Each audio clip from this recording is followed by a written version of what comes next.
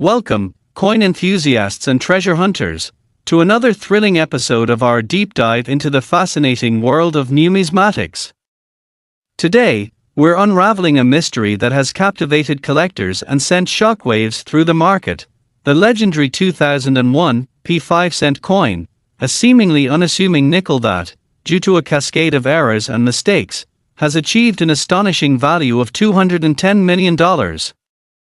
That's right. A humble 5-cent piece, if you can find one, is worth more than many small countries' GDP, and we're going to explore every intricate detail of why and how this incredible valuation came to be. From the moment it was struck at the Philadelphia Mint, this particular coin was destined for an extraordinary journey, a journey paved with unintentional anomalies that, when combined, created a numismatic unicorn of unprecedented rarity and desirability. Now, you might be thinking, what kind of errors could possibly elevate a nickel to such stratospheric heights? Well, buckle up, because the list is long, complex, and utterly mind-blowing. First and foremost, let's talk about the initial and most significant error, the planchette itself. Instead of being struck on a standard cupronickel-clad planchette, 75% copper, 25% nickel, this 2001 P-nickel was inadvertently struck on a planchette intended for a much older and completely different coin, specifically a pre-1964 silver dime. This was not just a case of using the wrong metal, it was a fundamental misstep in the minting process, a catastrophic failure in quality control that allowed a silver dime blank, likely from a leftover batch or an improperly sorted bin, to make its way into the nickel production line. The immediate implication of this is profound. The coin is 90% silver and 10% copper, a metallic composition entirely alien to a 2001 P-nickel. This alone would make it incredibly rare and valuable, but it's only the tip of the iceberg. The silver composition gives the coin a distinct look and feel, a brighter luster, and a heavier weight than a standard nickel, features that, in hindsight, should have immediately flagged it during initial inspections. However, somehow, it slipped through. But the errors didn't stop there. This coin also exhibits a significant double die error on both the obverse and reverse. On the obverse, the doubling is particularly prominent on the date, 2001, and the motto, "In God We Trust," creating a ghostly, blurred effect that is unmistakable under magnification. This indicates that the die used to strike the coin was incorrectly aligned or shifted during the striking process, imprinting the design twice, albeit slightly off-center. On the reverse, the doubling is evident in the engraving of Monticello and the lettering 5 cents and United States of America.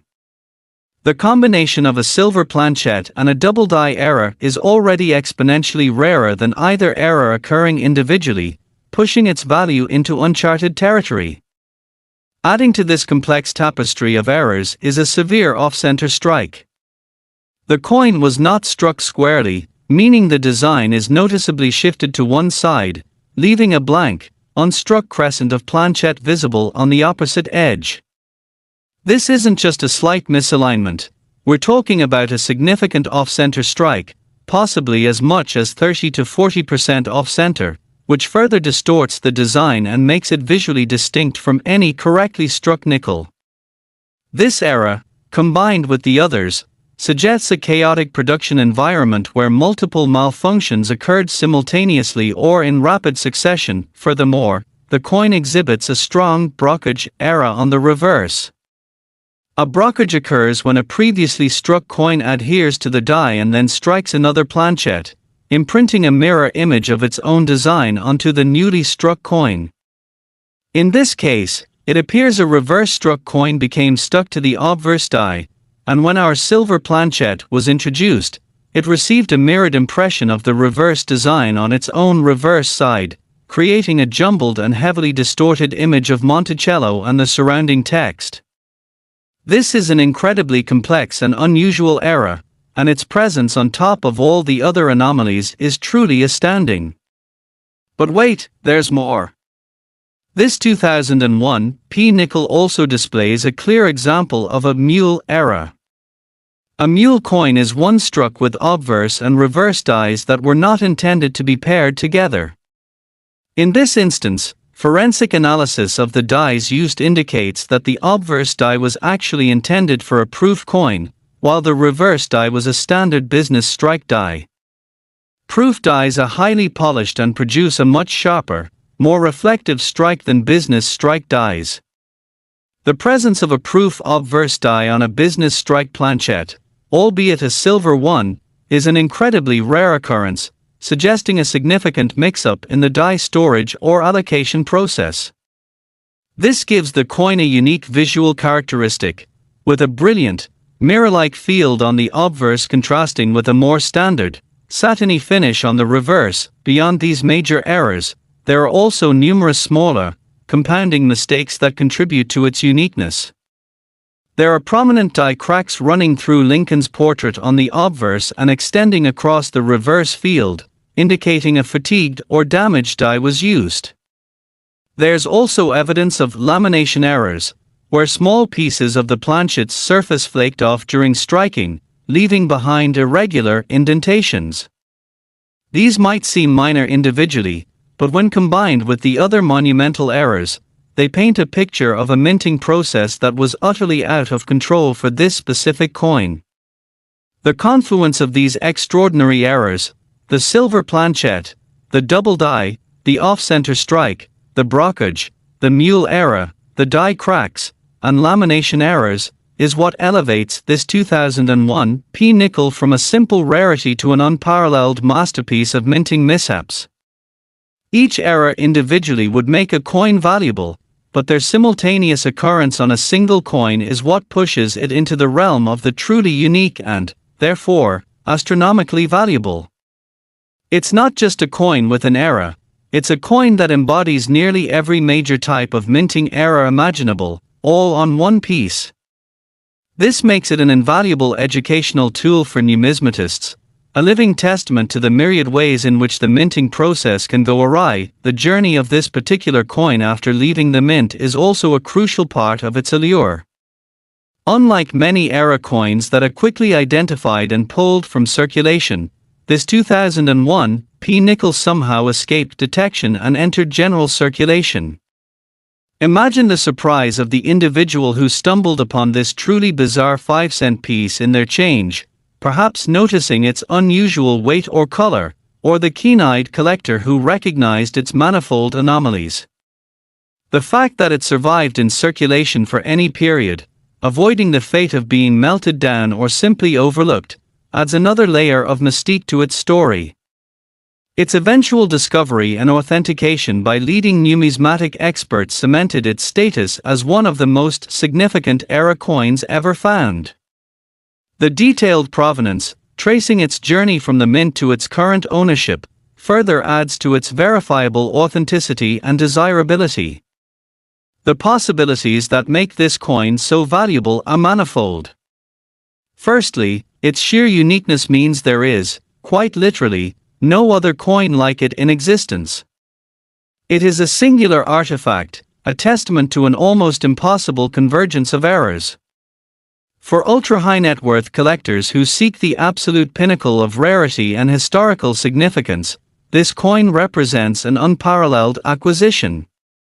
It's not just about owning a coin, it's about owning a piece of minting history, a physical embodiment of a truly extraordinary series of events. Secondly, its scientific and educational value is immense. It provides an unprecedented case study for understanding the complexities and potential vulnerabilities of the coin production process. For metallurgists, engineers, and numismatic historians, it offers a wealth of information. Thirdly, its potential for exhibition and public display is enormous. Imagine this coin as the centerpiece of a major numismatic exhibition, drawing crowds and inspiring a new generation of collectors. Its story is so compelling, so unlikely, that it transcends the typical boundaries of coin collecting and enters the realm of broader historical and scientific interest. The intense media attention and the bidding wars that undoubtedly surrounded its acquisition by its current owner also contributed significantly to its current valuation.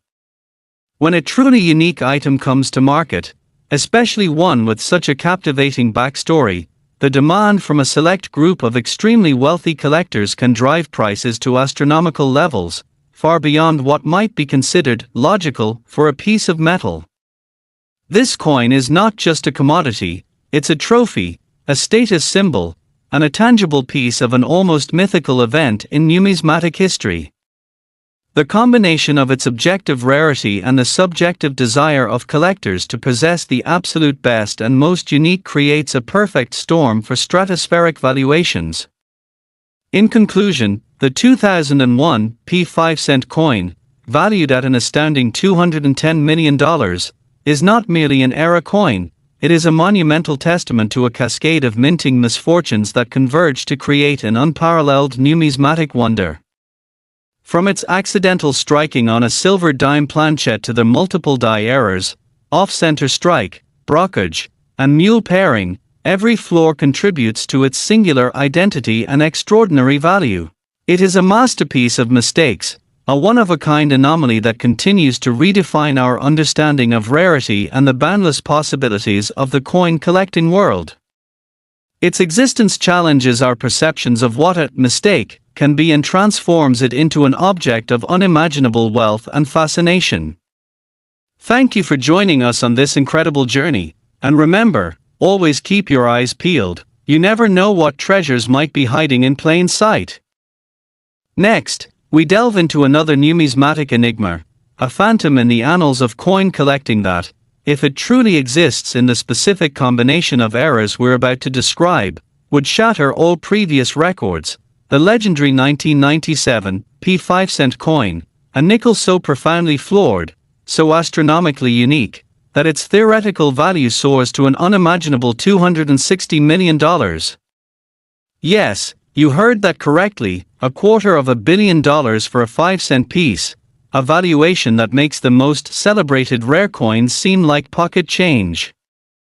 While the 2001 P-era coin we just discussed was an astounding confluence of mistakes, the 1997 P in question would represent a perfect storm of manufacturing catastrophes, a convergence of highly improbable events that, when combined, would create an object of unparalleled desire for the world's wealthiest and most discerning collectors. It's a hypothetical masterpiece of malfeasance, a numismatic white whale that embodies every possible major mint era, not just individually, but simultaneously, on a single, otherwise unremarkable piece of cupronickel. The journey of such a coin, were it to exist, would begin with an era so fundamental it almost defies belief, a double off-metal strike on a foreign planchette, specifically a high-purity gold planchette intended for a foreign commemorative coin. This isn't just a wrong planchette era, it's a wrong metal era, a wrong country era, and a wrong denomination era all rolled into one.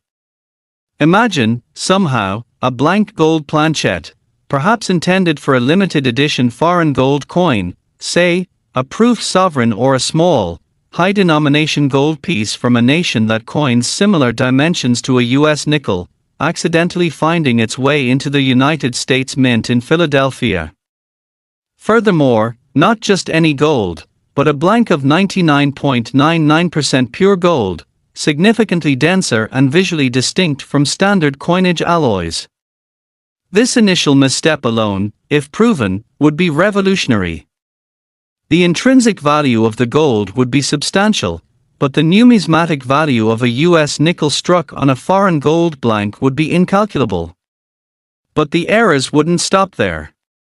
This particular gold planchette would have been double-struck, meaning the presses hit it not once, but twice, creating a much sharper and more deeply impressed design, yet also causing a subtle distortion and spreading of the metal.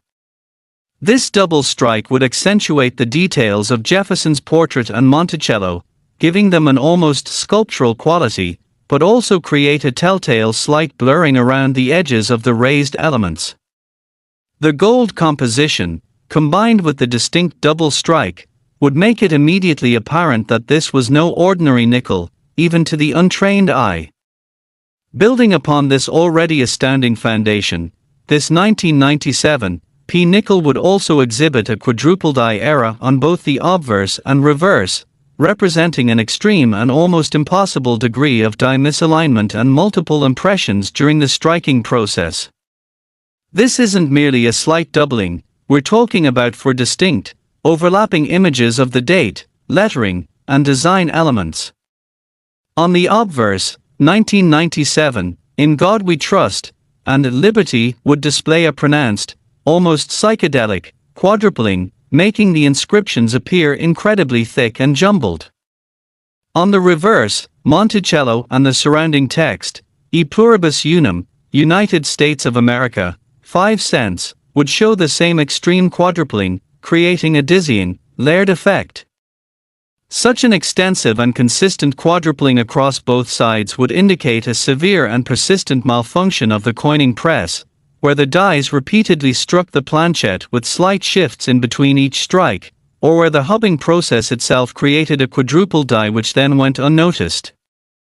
The sheer mechanical improbability of such a consistent quadruple strike on a single coin, particularly on a foreign gold planchette, contributes exponentially to its theoretical value.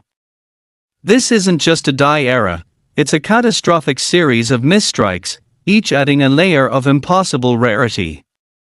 Adding another dimension of extreme error, this theoretical 1997 P gold nickel would also feature a 50% off-center strike coupled with a major broad strike error. An off-center strike occurs when the planchette is not perfectly centered between the dies, resulting in part of the design being missing and a crescent of blank planchette being visible.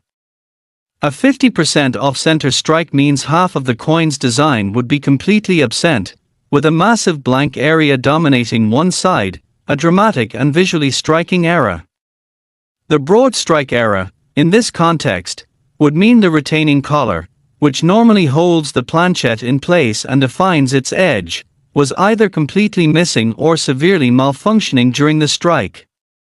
Without the collar, the gold planchette, being softer than cupronickel, would spread out significantly beyond its intended diameter, creating a much larger, thinner coin with a flat, undefined edge, rather than the characteristic reeded or smooth edge of a normal nickel. The combination of a severe off-center strike and a broad strike is exceedingly rare, as they often counteract each other or are mutually exclusive. Their co-occurrence on a single coin would point to multiple, unrelated mechanical failures within the coining press during the same striking event, a level of malfunction that would be almost impossible to replicate intentionally. Furthermore, this unparalleled 1997 P nickel would display a prominent and distinct die cap error on the reverse, coupled with a full and deeply impressed brokerage of the obverse on the planchette. A die cap occurs when a struck coin, in this case, one previously struck by the obverse die, becomes lodged in the upper, hammer, die and acts as an improvised die, striking subsequent planchets. This would mean that our specific gold planchette was struck twice by the hammer die, once directly, and then again by the trapped, die cap, coin, resulting in an exceptionally deep and incuse, indented, mirror image of the obverse design on its own reverse. This would be a brokerage, but a brokerage so profound and perfectly formed due to the gold's malleability and the sustained pressure, that it would present a stunningly clear, yet mirrored, relief of Jefferson's portrait on the reverse of the coin, inverted and backward. The simultaneous presence of a severe off-center strike, a broad strike, and a perfect brokerage on a gold planchette is the numismatic equivalent of lightning striking the same place multiple times in a single second. Adding to this numismatic Frankenstein, the coin would exhibit a transitional error from a different year and denomination entirely, meaning it was struck with dies meant for a completely different coin from a different period, perhaps an early 20th century gold dollar, like a 1907 Indian head gold dollar type 1 or a similar fractional gold coin. This mule error would be a colossal breakdown in security and inventory control at the mint. Imagine the obverse die for a 1907 gold dollar somehow making its way into the 1997 nickel production line, while the reverse die was indeed a 1997 nickel die. This would create a coin with the obverse design of an entirely different, much older, and far more valuable gold coin, combined with the reverse of a contemporary nickel, all struck on a modern high-purity gold planchet. This scenario would imply a complete and utterly inexplicable mix-up of dies across different vault sections and historical periods, making it not just a wrong die pairing for its year, but a complete cross-era, cross-denomination, cross-metal anomaly. Such a transitional mule era, especially involving a gold die, would instantly render the coin a unique historical artifact of the highest order. Furthermore, this mythical 1997 nickel would have several compounding minor errors, each significant in their own right, but truly astonishing in their collective presence. These would include multiple, severe die cracks traversing the entire coin, indicating the dies themselves were on the verge of shattering, potentially from the immense, repeated pressure of striking the unusually hard gold planchet. There would be clear evidence of lamination errors, where impurities in the gold planchet caused the metal to separate and peel, creating irregular, raised flakes or delaminations on both surfaces. There would also be a distinct rotated die error, meaning the alignment of the obverse and reverse designs is significantly off-axis, e.g., if you flip the coin over, the reverse is rotated by 90 or 180 degrees relative to the obverse, suggesting the dies were improperly seated in the coining press. Finally, the coin would show signs of a fill die error, where foreign material, such as grease or debris, completely filled in parts of the die, resulting in missing or extremely faint details on the struck coin, perhaps Jefferson's eye, or parts of the lettering, would be almost entirely absent. Each of these minor errors, when added to their major ones, demonstrates an unprecedented level of failure in the minting process, creating a coin that is a catalogue of numismatic aberrations. The sheer improbability of all these errors occurring on a single coin, a foreign high-purity gold planchet, a double strike, a quadruple die on both sides, a 50% off-center strike, a major broad strike, a perfect brockage, a transitional mule error with a gold dollar die, severe die cracks, lamination errors, a rotated die, and filled die features, pushes its existence beyond the realm of simple rarity and into the territory of a statistical impossibility. If such a coin were to ever surface and be authenticated by multiple, independent top-tier numismatic grading services, its value would not merely be high, it would be monumental, shattering all previous auction records. The market for such an item would be incredibly niche, limited to perhaps a handful of the world's most affluent collectors and institutions, those who seek not just rare coins, but unique historical anomalies, a tangible testament to the chaotic beauty of human error within highly controlled environments. This coin would not just be a numismatic treasure, it would be a scientific curiosity, an industrial accident of epic proportions preserved in precious metal. Its existence would redefine what is possible in the world of mint errors, inspiring both awe and disbelief. The story of its discovery, its verification, and its eventual sale would become the stuff of legend, captivating not just coin enthusiasts but the broader public interested in stories of astronomical value found in the most unexpected places. It would be the ultimate needle in a haystack, a symbol of the enduring allure of the unknown and the power of imperfections to create something truly priceless.